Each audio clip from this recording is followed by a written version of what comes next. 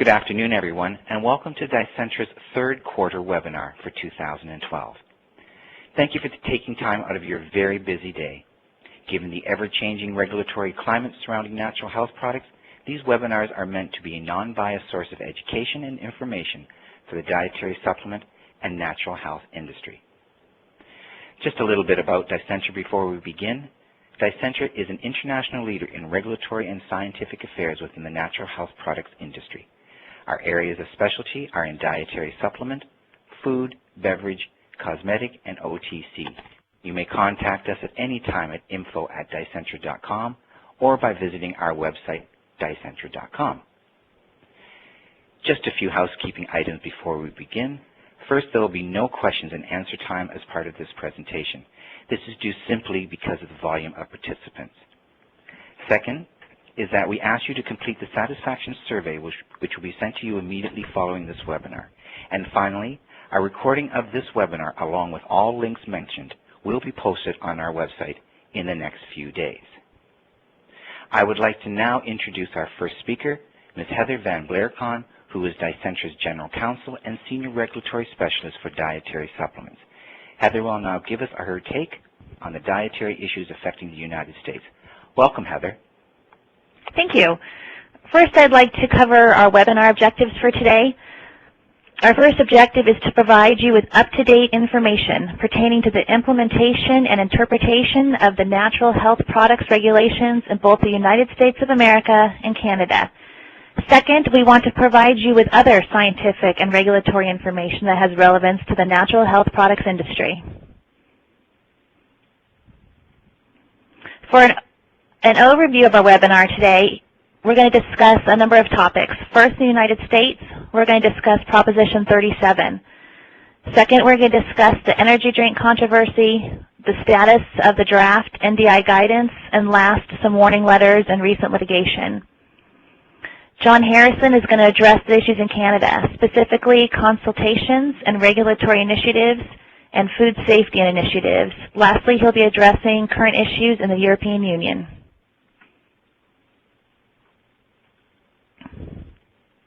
We'll first look to the United States.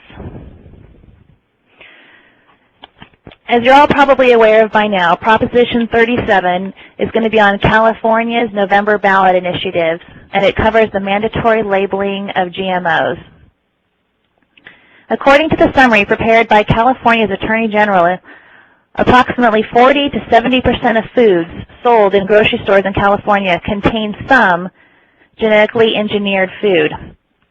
This proposition will require labeling on all raw or processed food offered for sale to customers if it's made from plants or animals with genetic material changed in specific ways. Proposition 37 also provides that any processed food may not, on its label, in its advertising or other promotional materials, either state or imply that the food is natural if it's been subject to canning, smoking, pressing, cooking, freezing, dehydration, fermentation, or milling. However, there are some exemptions for foods. Those include those that are certified organic, unintentionally produced with genetically engineered material, made from animal feed or injected with genetically engineered material but not genetically engineered themselves, processed with or containing only small amounts of genetically engineered ingredients, administered for treatment of medical conditions, sold for immediate consumption such as in restaurants, or in alcoholic beverages. Retailers such as grocery stores are going to be the ones primarily responsible for complying with the measure by ensuring that their food products are correctly labeled. Other entities throughout the food chain, such as farmers and food manufacturers, may also be responsible for maintaining these records. In addition to the measure, it specifies that consumers can sue for violations under the state's Consumer Legal Remedies Act. This act allows consumers to sue without needing to demonstrate any specific damage occurred as a result of the alleged violation. And it goes so far as allowing them to sue without reliance on the label by any of their clients. It further allows lawyers to collect damages from manufacturers up to the full retail price of the package or product alleged to be in violation. and it further allows the plaintiff's attorneys to collect their fees and costs associated with investigating and prosecuting these actions. So in many cases, the rates of the lawyers quickly escalate, and their recovery is substantial, while the individual consumers get barely pennies. Something interesting to point out is that the proponent of the initiative was James Wheaton. He's the president of the board of directors and the legal director of the Environmental Law Foundation. This is interesting because it's the Environmental Law Foundation that has filed 149 Proposition 65 notifications since it went into effect in 1992, including at least 3 that identified over 24 supplement companies for alleged violations of this law. If this law winds up passing on the November ballot, it'll take effect on July 1st of the year 2014. You can find a summary prepared by the California Attorney General at the link below, and also there's a link for the full text of the proposition if you'd like to read that. Another big issue in the United States is the energy drink controversy continues. On April 4th, 2012, Senator Durbin sent a letter to the FDA asking them to investigate and regulate energy drinks. Recently, on August 10th, 2012, the FDA responded. The FDA's response maintained that energy drinks have a wide range of caffeine levels, anywhere from 160 to 50 milligrams, and compared that to what's in coffee, from 135 to 333 milligrams, and 300 milligrams in a can of soda. Also, the FDA pointed out in their letter that most caffeine consumed by customers comes from what's naturally occurring in coffee and tea, rather than from the caffeine they're getting in energy drinks. The FDA has reviewed safety studies on caffeine and believes that the literature supports intakes of up to 400 milligrams of caffeine per day is not associated with any health risks in healthy adults. The FDA also assured Senator Durbin that it takes energy drinks seriously, and if there's any mislabeling of these drinks, that the FDA will pursue actions where it's appropriate. And she also pointed out that they have recently pursued products such as Drink and Rockstar's roasted coffee and its energy products, and she assured him that the FDA would continue to be vigilant. The FDA also pointed out that they have a draft guidance entitled, you can see the title there, it's for the industry for distinguishing liquid dietary supplements from beverages, considerations regarding novel ingredients, and labeling for beverages and other conventional foods. This draft guidance was put into effect in December 2009, and they hope to be finalizing it soon, and also hope that with this guidance, it'll give the industry a better line to distinguish between beverages and liquid dietary supplements. However, the New York State Attorney General has launched an investigation into energy drinks. It's purported that on August 28th, the Attorney General served subpoenas on 3 major companies. They're believed to be PepsiCo, for the makers of AMP, Monster, and Living Essentials, the makers of 5-Hour energy drinks. And the subpoenas have been asking for information on the company's marketing and advertising practices. Just 3 days ago, Senator Durbin and Senator Blumenthal, not pleased with the FDA's response, sent another letter to the FDA, and they asked specifically 2 things. They urged the FDA to finalize their guidance in a timely manner, and they also asked the FDA to look at the safety level for adolescents and children as part of their assessment, because the initial response letter from FDA really just addressed the safety levels for healthy adults. And Senator Durbin and Senator Blumenthal's opinion is that these drinks are focused at children and adolescents, and they're asking for a safety assessment for those categories as well. I'm sure this controversy will continue on, and we'll hear about it again in our next webinar as well.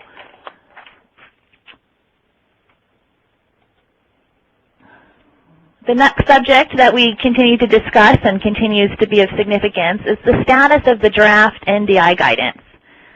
In June 2012 of this year, reportedly after meetings between the FDA officials and Senator Tom Harkins and Senator Orrin Hatch, the FDA agreed to revise its draft guidance. And 5 key issues that they agreed to revisit are: first, how to establish grandfathered ingredient status; the definition of chemically altered; the third one is the permissibility of using synthetic versions of botanical components; the fourth was the necessity of NDIs for ingredients versus finished products; and the fifth was the level of safety data needed for NDI submissions. And then more recently, on July 31st, the trade associations had the opportunity to meet with the FDA. And the focus of the meeting and the priorities they discussed were threefold. The first was how to determine whether an ingredient is an old ingredient. That means, was it on the market in the U.S. prior to October 15th, 1994, in which case it would not require an NDI application. And various items were discussed on that matter. They were discussing whether or not they should develop a database similar to the CIR, the Cosmetics Ingredient Review. However, there was pushback on this in the industry because the concern was that it would appear to shift the burden. Currently, the FDA has the burden to show that an ingredient is new. It's not the industry's burden to prove that an ingredient was old. And establishing such a list, may give the FDA the opportunity to point out to the industry, look, your ingredient's not on the list, so therefore now it's your burden to prove that this is not a new ingredient. So this is still an issue that's going to be discussed and debated not only between the FDA but also amongst the trade associations as well. The second key issue they discussed is when an ingredient should be considered chemically altered and therefore subject to an NDI notification. It really should not be the processing that leads to an NDI, but rather a question of the composition of the final ingredient. Lastly, the topic they discussed was for some need in the guidance to help industry achieve a no objection to a submission. Because right now, a lot of the applications are being rejected for technical issues, and the industry is hoping to get some clarification on how to get over that hump and get more of our applications approved. As you can expect, there were no deals struck, there weren't any promises made at the meeting, and still we really don't have a timeline as to when another guidance will be put out. Lastly, I'd like to talk about some recent warning letters that have come out. Recently, Dan Fabricant with the FDA was at the NBJ Summit, and he pointed out that the FDA, although there's been no new regulations on the books, the FDA has been doing a lot more with what is on the books. And I think this is evident by the warning letters that we've been seeing that have been coming out.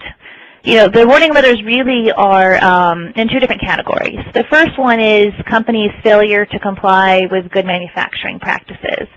And I think, in general, the industry did a great job. But unfortunately, there's a lot of companies that are having some problems with good manufacturing practices, and we're continuing to see repeated violations of the same basic violations, from, failure to establish product specifications, inadequate identity testing, inadequate master manufacturing records, lack of written procedures. So hopefully the companies will start being more aware of these warning letters and get some help to rectify their situations and improve their GMPs. But interestingly, the FDA has pointed out a couple new ones. In a recent warning letter, they pointed out that the company didn't have any qualified control personnel in place. And despite repeated attempts to hire one, the FDA still wasn't pleased with the person that they had brought on board to fill this position. And I think that's something that these companies should be aware of, or you should be aware of as you're looking to achieve GMP compliance. Make sure you have a key person in place that understands quality control and that's properly educated and trained and qualified. And also, they have, the FDA, in one of the recent warning letters, has also issued an injunction against a company who failed to heed to the 483 letter they got, failed to correct the actions in the warning letters, and the next step they've taken is an injunction to be issued against the company. So the second group of warning letters we've been seeing are warning letters issued to companies that are selling their products and promoting them for conditions that cause the products to be drugs. And the FDA has been targeting all kinds of companies: dietary supplement companies, cosmetic companies, traditional Chinese medicine companies, and homeopathic companies are all targets. The FDA is looking at their websites. They're looking at the meta tags. They've also recently been addressing in their warning letters testimonials, and they've also mentioned that they've been picking up trade show materials from companies at Expo West, and that they're looking at those in terms of finding claims that are in violation. And they're also now looking at Facebook and Twitter. One of the recent warning letters that came out talked about claims that were made on their Facebook page and in their Twitter account, and said that those claims that they were making caused the products to be drugs based on the way they were promoted, that they're intended for use in the cure, mitigation, treatment, or prevention of disease.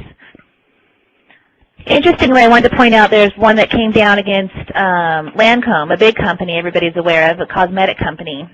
And a number of the claims they went after them, you can find out at the September 7th warning letter that was issued. Some of the claims they had issue with was boost the activity of genes and stimulates the production of youth proteins. See significant deep wrinkle reduction in UV damaged skin, clinically proven. These are just some of the claims, and you can look through the letter to see more that the FDA took issue with. Failure to correct these actions are going to result in anything from, even without any further notice to you by the FDA, it could result in things such as seizures or injunctions. So it's very important to take the warning letters seriously, and if you can't correct them immediately, at least contact the FDA and make an attempt to work with them to get your actions corrected. Lastly, I'd like to just quickly hit on some recent FTC actions. Just the other day, the FTC issued a press release that they're going to issue refunds totaling over $6 million to purchasers of weight loss and erectile products, Thermaline, Lipodrine, and Spontanea Ease for false advertising claims. And they were going to be issuing those checks to consumers. And again, consumers are entitled to the full price of the product that they paid, and this is for the false advertising claims. Also in the FTC versus Garden of Life this year, the FDA had attempted to go back to court and modify the consent decree to include that competent and reliable scientific evidence means 2 well-controlled human clinical trials. This is not the standard, the FTC standard. The standard is simply competent, reliable scientific evidence, but recently in the FTC consent decrees, they've been looking to include the requirement that that definition means 2 well-controlled human clinical trials. They attempted to go back in this case and get the court to modify the original consent decree that didn't have this language, but they were unsuccessful. However, the FTC in future consent decrees can make this requirement. Also, interestingly, there's a case, bodybuilding.com, and in that case, the principal owners of this online retail store were charged with misdemeanor counts for introducing and delivering misbranded drugs in interstate commerce, and they were forced to pay fines totaling $1.8 million personally and both through the company. This case is significant really because in this instance the retailers had the responsibility for knowing what's in the product and what they were selling. It sends a message really to the manufacturers, it sends a message to the retailers as well as the manufacturers that you have a responsibility under the law to make sure the products you're selling are in fact dietary supplements, because in this case the products they were selling had synthetic steroids. Lastly, just briefly, the POM case, POM Wonderful. This has obviously been the most heavily litigated case in recent. It was back in September 2010 that the FTC filed an administrative complaint against POM, asserting that their advertising was false and misleading because it made unsubstantiated disease claims. However, POM had invested significant resources in clinical trials to substantiate the claims they were making in their advertising. In May, the ALA, the administrative law judge, issued an initial decision really that both sides were not happy with and appealed. In that decision, the judge said that some, but not all of the ads were unlawful. So POM is unhappy with the ones that they found to be still unlawful. And the judge also rejected two key arguments made by the FTC, that PALM would be required to possess two double-blind studies before making certain claims, and also that they wanted to require PALM to pre-clear their claims through the FDA, and the judge did not hold PALM to this requirement. So the next step in this saga is the hearing that took place most recently on August 23, 2012 at the FTC, and it was presided over by the 5 FTC commissioners. In that case, they heard argument back and forth between both counsel, obviously both arguing the points that they lost on before the administrative law judge. And we should be able to expect a decision by the commissioners in December of this year. And again, if they're unhappy with this ruling, they can then take this to the Court of Appeals.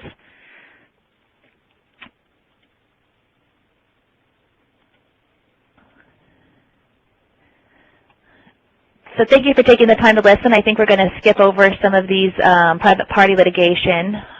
You can look these up if you're interested. There's a case with Pfizer and CPSI where Centrum agreed to make some of their changes from some pressure. And then also Nature Valley brand was targeted in some of the claims they are making in their advertising based on natural. Now I'd like to turn it over to Dr. John Harrison, the Senior Government Relations Advisor from Dicentra. It's my pleasure to introduce him. He's a toxicologist and a health risk specialist. He has graduate degrees in biology, toxicology, natural health, and alternative medicine, and diplomas in homeopathic and herbal medicine. He managed Health Canada's Office of Natural Health Products in the formative years of 1999 to 2000. He's advised the Federal Minister of Health on natural health products policy and held other Health Canada management positions such as Associate Director, Bureau of Medical Devices, and Assistant Director, Bureau of Chemical Hazards. Dr. Harrison has had over 40 years federal regulatory and policy experience in the federal health and environmental domains, coupled with recent and varied Treasury Board secretarial regulatory experience with groups such as the Center for Regulatory Expertise. In 2008, Dr. Harrison published a book entitled International Regulation of Natural Health Products. Welcome, John. Thank you very much, Heather. So what we'll be talking about this afternoon is the first area is the current regulatory environment. And in relation to this, Paul Glover, the Assistant Deputy Minister of Health Products and Foods Branch, recently shared a copy of the regulatory roadmap for the HPFB with stakeholders. This particular roadmap was brought out earlier this spring.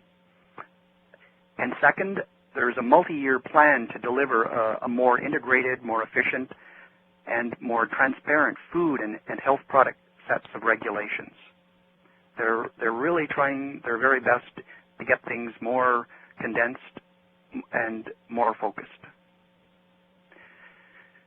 The Natural Health Products Directorate posted their subset of this, which is the new approach to natural health products, on their What's New webpage. And some of the key points are the finalization of the pathway for licensing guidance documents, the shortening of the product license review times based on a three-class system. This three-class system is based on risk, the actual risk, the health risk of the product. So naturally, the lower risk products, they go through quicker. They get done quicker. There's a proposed model for site licensing to include on-site inspection for non-compliant companies and optional on-site inspection for a recognized third party to obtain a seal of approval for exportation and marketing purposes. And Health Canada is going to be continuing to consult on this model in this fall, 2012. And finally, as I say, there will be further consultation even with regard to compliance and enforcement for the natural health products regs. On August the 31st, the NHPD distributed a revised draft guidance document. This one was on the quality of natural health products, and it was sent to and distributed to stakeholders. And this document has been again posted on the Health Canada's Natural Health Products What's New webpage. The document's meant to help harmonize with international standards and increase the flexibility for the stakeholders. It replaces the older evidence for quality of finished natural health products.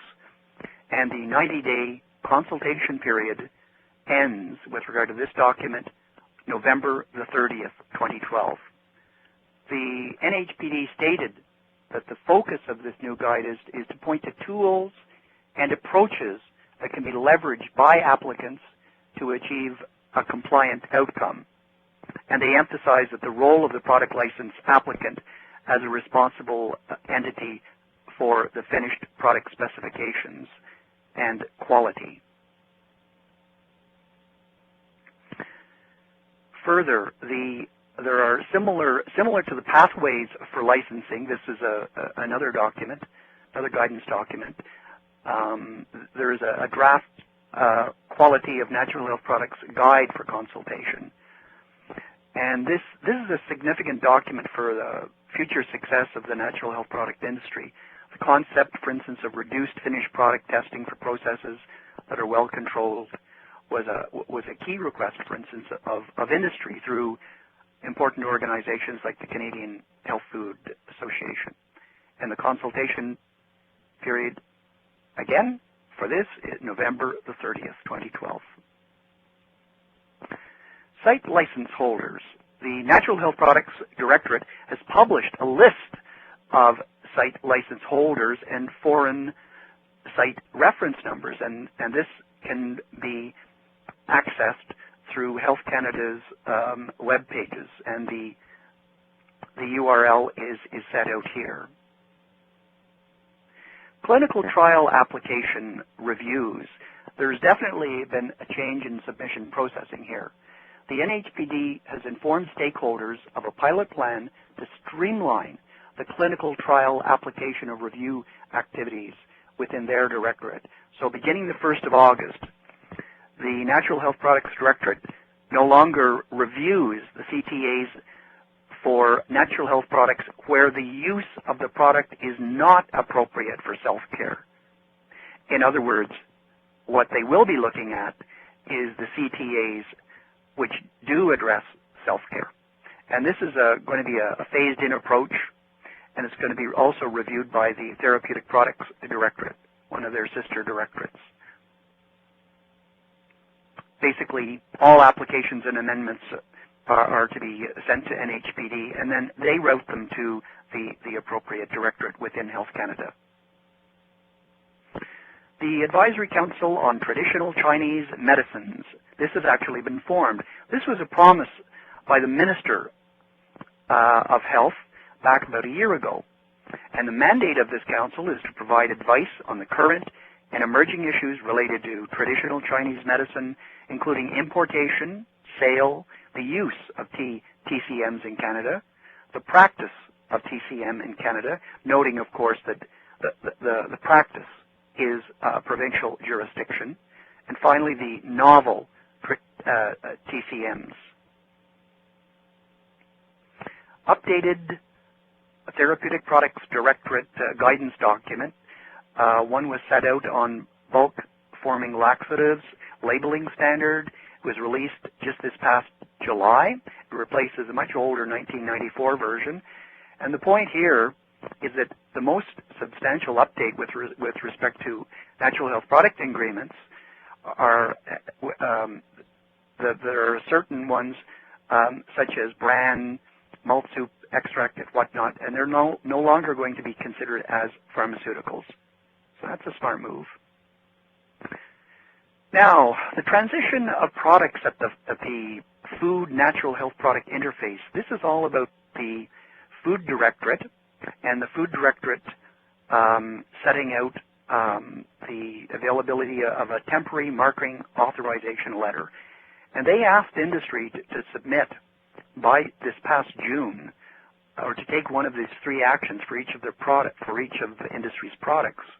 One, to submit a complete temporary marketing authorization application for the products that you intend to continue marketing in Canada, or respond by email signaling your intent to withdraw, or contact the NHPD to have the classification of your product reviewed if you believed it really didn't meet the classification of a food. Now, further on this topic, one of these actions has to be taken by a company transitioning these products as soon as possible. The Food Directorate urgently has requested for the TMA applications to be sent in. And certain points that the Health Canada has made, of course, there can be some time for discussion that's needed. And unfortunately, to date, there are 350 product license applications outstanding that Health Canada is suggesting should have TMAs.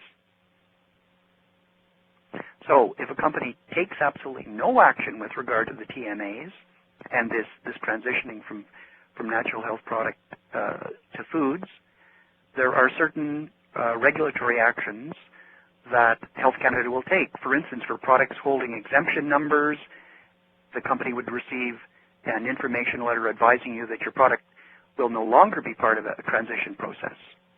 And basically, you're allowed to sell your stock up to the end of the year. But as of the new year, January 1st, 2013, these products are considered non-compliant and they're subject to enforcement. Second, for products holding only a product license application, a PLA, you will receive a classification decision letter confirming that your products are classified as food and a refusal letter for your PLA. So at the issuance of these letters, your products will be considered non-compliant foods and would be subject again to enforcement. So the bottom line is enforcement, enforcement, enforcement here. Myths and facts around the unprocessed product license application regulations. Throughout the industry, there were certain rumors and myths, and the Canadian Health Food Association recently prepared and distributed a document surrounding the repeal of the UPLARs, and this is with regard to the date of February 2013. But overall, based on the communications with Health Canada, the Canadian Health Food Association remains confident that the transition process will be predictable to suppliers and retailers, and so there should be no intention of any needless interruption of sale of safe and effective natural health products. The key question concerning the UPLARs, of course, is what effect does the repeal of the NHP UPLAR have on compliance and enforcement? And Health Canada has said the current approach to compliance and enforcement for natural health products will continue, and Health Canada will be working with stakeholders on the compliance of enforcement to continue to ensure that the products on the markets are safe, and there'll be further communications on this topic shared into this fall of 2012. Another new topic, but yet old topic, the NHP disposal fee. Apparently, the Post-Consumer Pharmaceutical Stewardship Association is the organization re-leading this particular charge, and this concerns the collection of post-consumer waste pharmaceuticals and SHARPS program, but now including NHPs. This program is expected to come into force on October the 1st in Ontario, and of course it would be expected that it would spread to other provinces. And the PCPSA plans to invoice its members with products on the Ontario market to cover the costs for this safe disposal of medications for the October to December 2012 period. And all consumer returns of unwanted NHPs will only be accepted in pharmacies. The next larger area we're touching on is food safety. So the government has made quite a few announcements in this area, and basically what they're trying to do is strengthen food safety and with regard to the inspection approach and other areas. So in early August, they released their draft model for improving food inspection in Canada. The organization, of course, the central organization is the Canadian Food Inspection Agency, CFIA, and it's proposing a single approach to food inspection that would provide consistent and appropriate oversight across all regulated food commodities, either imported or domestic. And this draft food inspection model is based on feedback from discussions and various stakeholders from their earlier document called The Case for Change. So this particular initiative is part of the commitment that the Government of Canada made in the budget of 2011. CFIA and food safety. Again, continuing.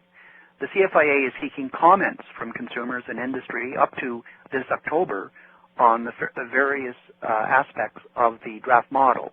This includes the single licensing and registration requirement for those manufacturing, importing, and exporting food for trade outside provincial borders. Second, a more consistent oversight and inspection across all regulated food commodities. And third, a scaled approach that adapts to the size and the complexity of the businesses concerned and the distribution of more information to them. And their CFIA is planning more outreach activities with regard to this model. Now some health claim business.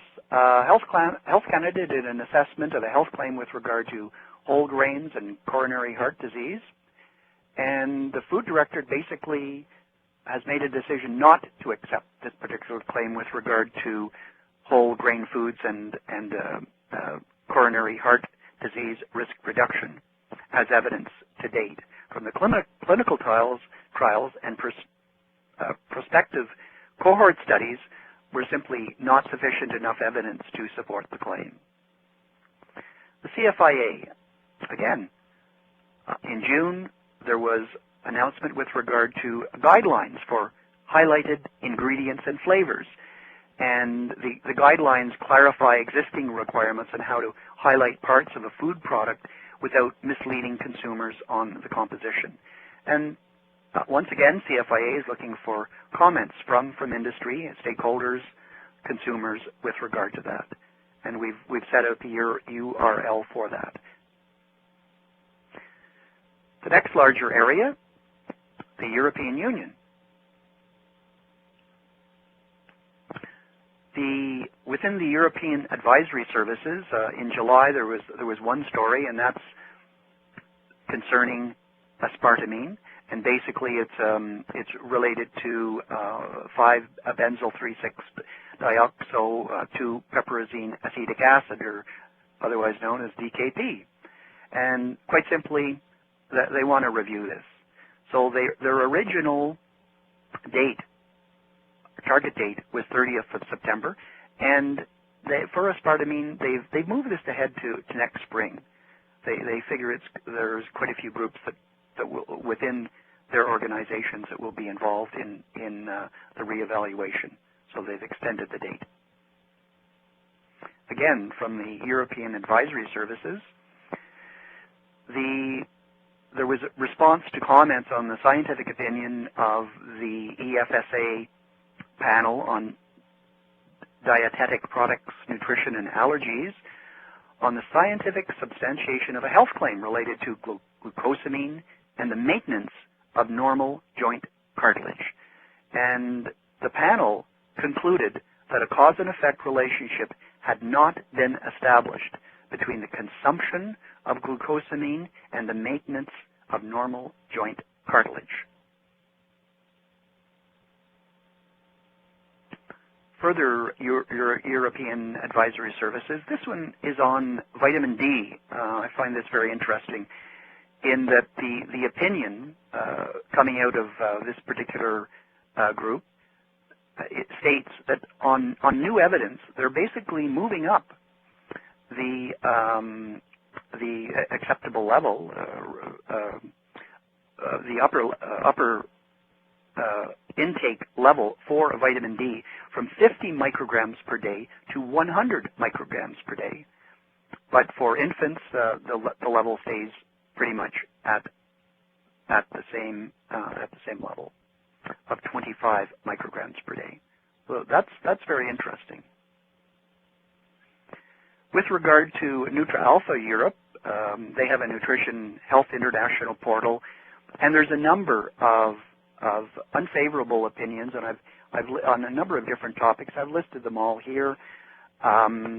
There's unfavorable opinion on B vitamins and pumpkin seed oil in combination in terms of maintaining normal hair.